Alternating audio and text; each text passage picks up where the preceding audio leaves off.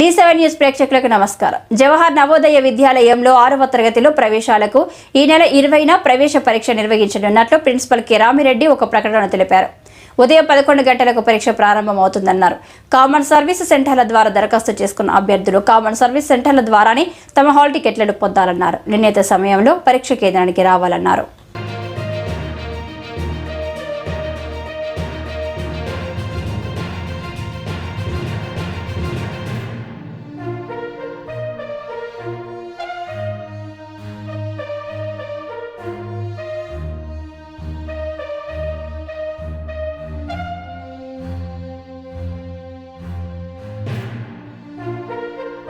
ఇలాంటి మరింత interesting news కోసం చూస్తూనే ఉండండి D7 న్యూస్.